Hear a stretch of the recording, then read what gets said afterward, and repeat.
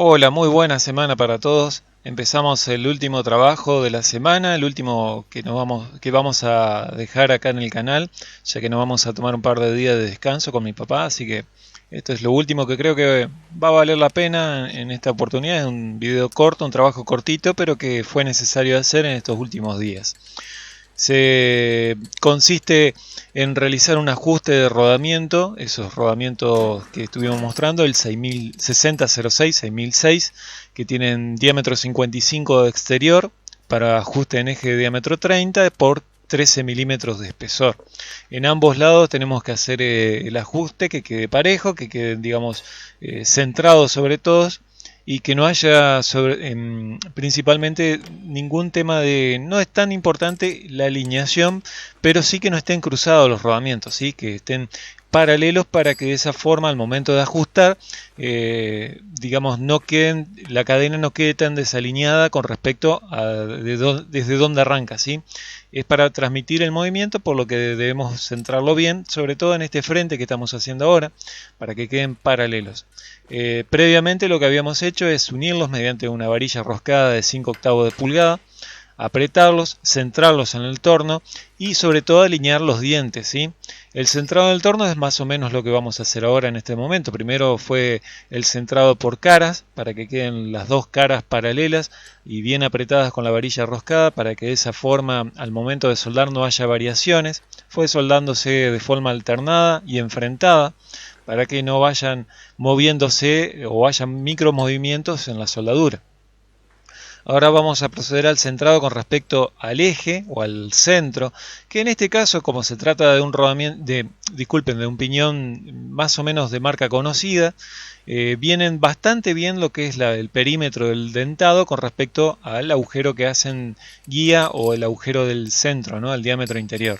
Entonces podemos usarlo perfectamente usando un punto fijo, que lo colocamos en esta posición que estamos viendo, pero que no quede apretado totalmente el punto, ¿sí? La contrapunta tiene que estar suavemente para permitir que se vaya desplazando un poquito la punta fija, para que no esté forzándose también la posición de centrado.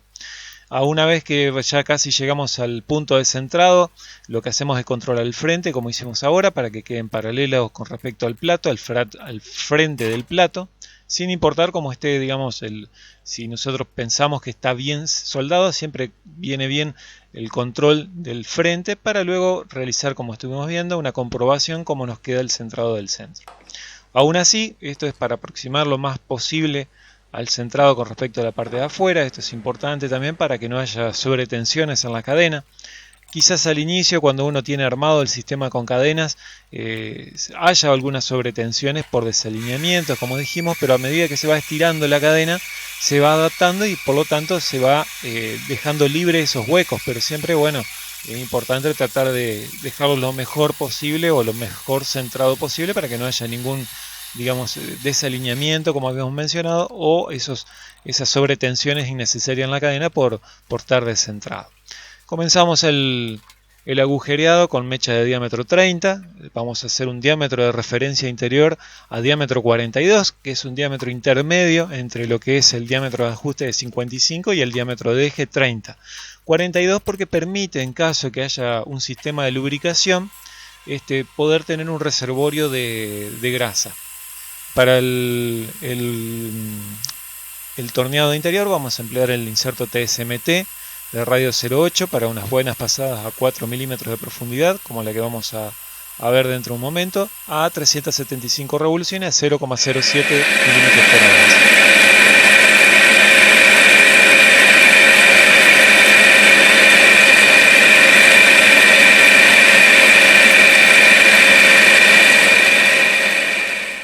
Como les decía, un avance lento para digamos una buena pasada con la herramienta. Son 2 milímetros por lado, 4 milímetros, así que en poquitas pasadas se logra lo que es la medida final de ajuste, que es 42 milímetros. Esa pasada final la vamos a dar bien suave para que quede una superficie pareja, como la que estamos viendo ahora. De esa forma podemos tener un medio de control al girar el piñón sobre todo. Como les mencioné, un avance lento, 0,07 milímetros por cada revolución, vendría a ser un avance lento. Ahora, tomando referencia el frente, del piñón, marcamos en el nonio del avance longitudinal lo que vendría a ser un poquito menos de 13 milímetros, 12,7 milímetros aproximadamente, ya que el final, o digamos el ancho final, se lo vamos a dar ya cuando tengamos la medida final o el diámetro de ajuste, que es el que vamos a ver ahora y que estamos haciendo en este momento.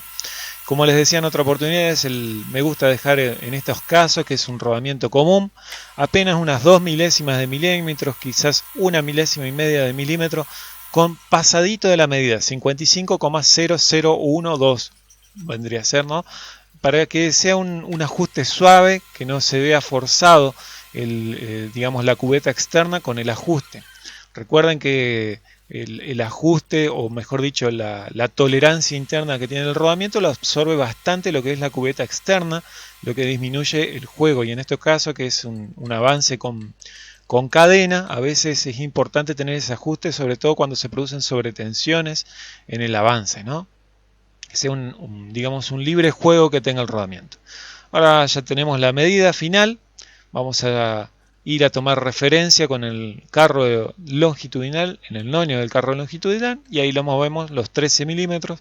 Previamente habíamos marcado en el Chariot una posición cualquiera, por ejemplo el 0, una marca con el número 0, entonces de esa forma lo vamos a ir llevando hasta llegar a los 13 milímetros, y cuando vamos llegando a la final lo que hacemos es bajar un poquito más la herramienta comero en la esquina, un poquito más, lo hemos explicado en otras oportunidades, para que justamente no se vea, digamos, la llegada del rodamiento o el ajuste al fondo del rodamiento no se vea obstruido por lo que es el radio que tienen los rodamientos en las esquinas, ¿no?, de la cubeta. Entonces de esa forma se absorbe, es apenas unas 4 o entre 4 y 8 décimas más o menos que roba ese espacio, pero es más o menos lo que tiene también el radio de la cubeta del rodamiento, o sea que en realidad no se pierde ajuste, sino que se logra que el rodamiento llegue al fondo de lo que estuvimos realizando digamos, el ajuste, ¿no? El alojamiento del rodamiento permite que llegue el rodamiento hasta el fondo. Ahí le hacemos un ajuste un poquito más suave, empleando el alesómetro, como les decía, más o menos unas 2 centésimas pasadas, perdón, unas 2 milésimas, no llega a una centésima de ajuste. Ahí lo vamos a ver un poquito mejor. Al detalle que les decía, está marcado en el 0 del alesómetro, ¿sí?, lo que vendría a ser la medida de 55 milímetros. Y vamos a tratar de hacer un poquito el zoom para que se vea, buscando el punto máximo de ajuste. Ahí se ve pasadito apenas del 0, ¿sí? Y no llega a una centésima, no llega ni a media centésima, ¿no?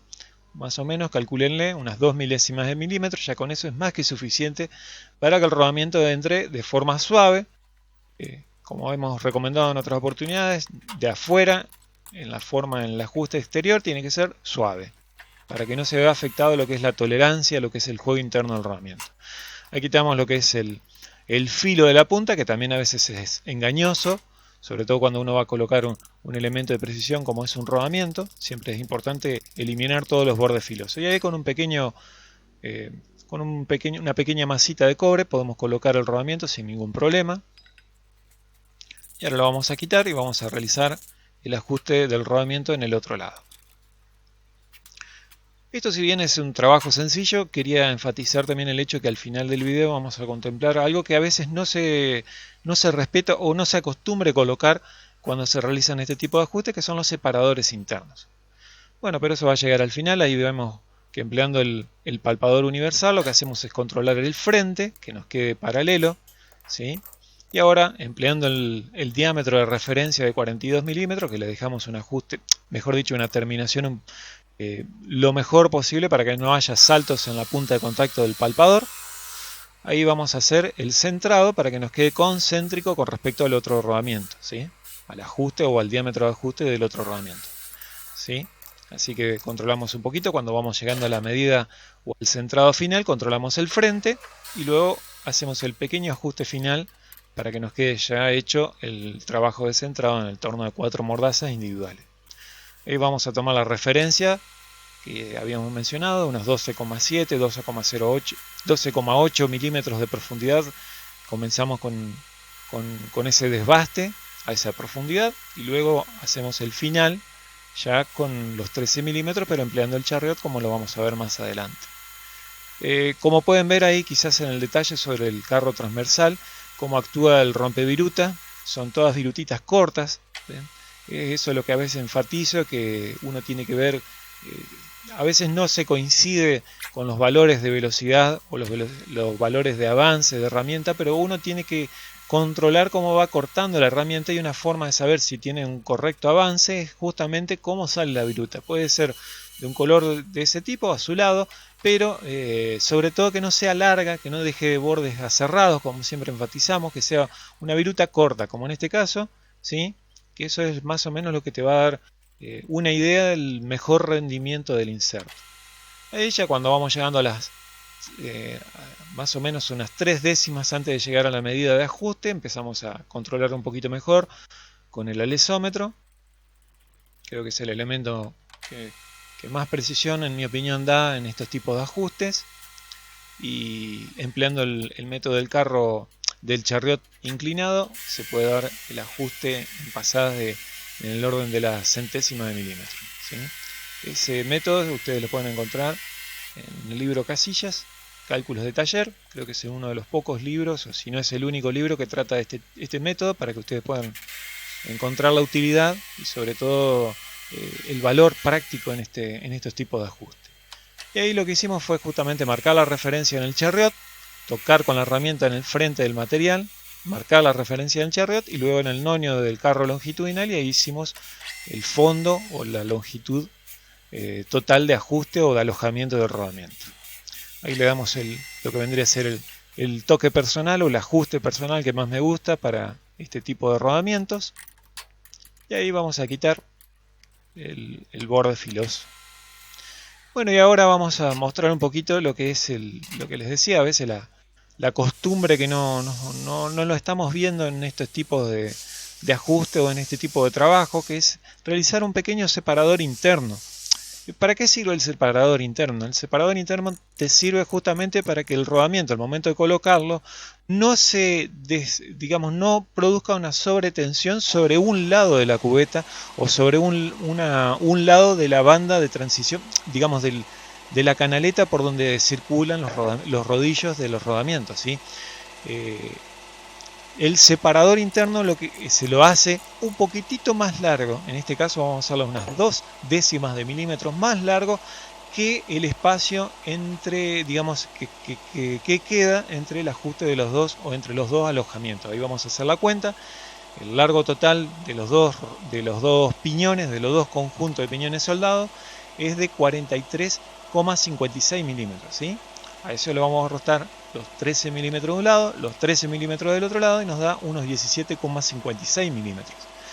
El separador interno, que debe ser apoyado entre las cubetas internas del rodamiento, lo vamos a hacer de 17,7 milímetros, ¿sí? 1,4 décimas de milímetros más largo que el alojamiento interno. ¿Eso para qué? Para que justamente la cubeta interna se apoye sobre el separador y no se apriete, digamos, entre el rodamiento, porque al momento de colocarlo, cuando uno coloca el rodamiento y sobre todo golpea o lo coloca en una prensa, el rodamiento hace un tope ficticio con lo que es el alojamiento externo de la cubeta, ¿sí? Entonces la forma de llevarlo a la medida y que no se produzcan, digamos, una sobrefuerza, porque uno sigue empujando o golpeando el rodamiento sin encontrar un tope válido, que es en el caso del eje. Si uno coloca un separador en la cubeta interna, uno va a llegar al tope, digamos, inmediato interno, y de esa forma, si se produce algún desalineamiento, si se produce alguna sobretensión o algo por el estilo, tiene lo que es el juego interno, porque no se ve afectado tanto por el ajuste del diámetro como también por, digamos, el alojamiento. Uno no lo obliga al rodamiento a llegar hasta el fondo del alojamiento, sino que con un poquito antes de llegar al fondo del rodamiento, cuando se colocan en este tipo de montaje los rodamientos, uno logra que el rodamiento esté libre, esté flojo, o esté, digamos, con el juego interno necesario y suficiente para el trabajo, y no lo obliga al ir apretándolo o obligando a un rodamiento a ceder un poco más, porque no tiene el tope de la cubeta interna, ¿sí? Ese es un detalle que lo pueden encontrar en cualquier manual en cualquier catálogo de rodamientos que se hace explicativo en este caso, que siempre hay que tener un separador, no solamente un tope en el alojamiento en el diámetro externo, sino también un separador o un tope. Si en el caso que no se tiene, por ejemplo, un tope sobre un eje, es un tope ciego o un tope, digamos, en voladizo, se le debe realizar un pequeño separador interno un poquitito más largo que la separación del alojamiento entre los dos rodamientos, un poquitito más largo. Entonces de esa forma no se, como habíamos mencionado, no se presiona el ajuste o no se producen sobretensiones en el rodamiento, ¿sí? Para eso vamos a emplear un pedacito de acero 1045, lo que estamos viendo en estos momentos, que le vamos a hacer el ajuste del diámetro a 30,1 décima, porque el ajuste lo hace el rodamiento, no lo hace el separador es sencillamente digamos, un pedacito de tubito, pero que debe tener, sí, el largo o el ancho, mejor dicho, del separador, tiene que estar con el valor correcto para que justamente actúe este separador, ¿sí? El ajuste sobre el eje puede ser suave, como dijimos recién, a 30,1 décima, es más que suficiente, va a entrar suavecito y después el rodamiento va a hacer su trabajo de fijarse sobre lo que es el eje, ¿no? Y ahora vamos a usar la lama de 3 milímetros, para eso, para encontrar la medida exacta 17,7, porque son dos piñones y tenemos que hacerlo dos veces, así que vamos a emplear lo que es el reloj comparador. Este reloj comparador tiene unos 25 milímetros de recorrido, así que va a andar más que sobrado. Tomamos la referencia con un pedacito de papel. El papel este tiene apenas menos de 3 milésimas de milímetro de espesor, así que anda re bien. Tomamos la referencia con el reloj comparador en el costado, ¿sí?